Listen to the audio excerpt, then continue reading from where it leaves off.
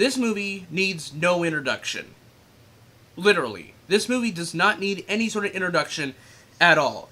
You pretty much know everything about this movie. You know its world. You know its characters already. This movie is garbage. Everything. The whole movie takes place inside of an iPhone, which I am sad to say that after this movie, I don't even think I want a smartphone anymore. That's how bad this movie is. It's a movie that is panderistic at best. And it's written and directed by a guy who knows almost nothing about how to make something as stupid as the emojis interesting. It's a movie that lacks any sort of depth. Its jokes are so surface level, guys. Everything about this movie is surface level, and there's nothing deeper about it. Everything's shoved in your face. Even kids in the theater would be bored by this movie. In fact, they would probably want to go home and play Candy Crush on their own phone. Pretty much, this whole movie is garbage. It has too many subplots, too many dumb characters. You have Patrick Stewart, a captain of a goddamn galactic Federation ship, as a poo emoji, who gave one of the best performances of the year in Logan. I'll give it this, the voice acting work is okay. Alright, the voice acting is okay. The art style is beautiful, it's colorful. The problem is, everything else is so bad. The product placement is so much worse. I mean, they go into Candy Crush, Dropbox, Spotify, anything you can think of on a phone. And it's done so mediocrely. It's just done terribly. This movie is so bad. It's so bad. The product placement alone is worse than Power Rangers. Guys, people have nagged the Power Rangers movie because all it did was make fun of Krispy freaking Kreme, a donut shop.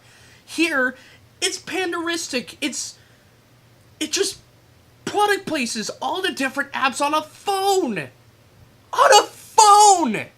How did this guy get a job? I mean, seriously, how did the writer and director of this movie get the job? Was Sony so desperate for a movie this year that they needed this?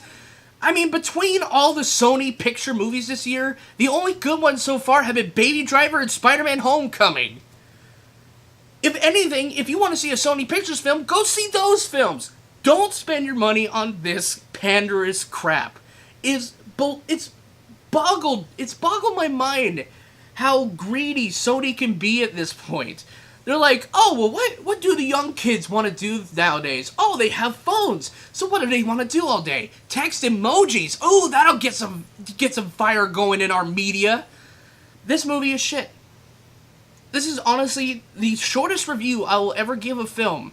This is the most shittiest film I've ever seen. The writing is lazy. The comedy is lazy. The characters are lazy. The product placement is horrendous that it rivals The Amazing Spider-Man 2. Guys, do you not understand the level of product placement that was in The Amazing Spider-Man 2?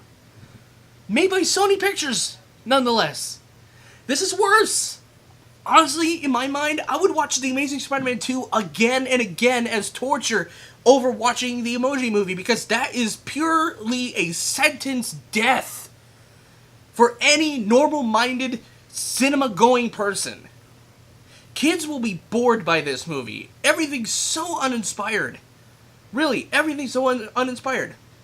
And that's what you get when we have this sort of Lego movie effect, where we can't judge anything by its cover at the start of it. We can't judge everything by its cover. Oh, look at the Lego movie. The Lego movie was outstanding with so many deeper themes and whatnot. Oh yeah? Well, I bought into that message. And guess what? Not every movie, not every movie should be judged upon its cover. But this movie, I went in there with an open mind, and it disappointed me. This movie does not deserve a letter grade. In fact, I'm going to use an emoji against it. It gets a poo minus. A poo minus. The first sort of rating system where I use an emoji. I have a headache. I'm going to take some Advil.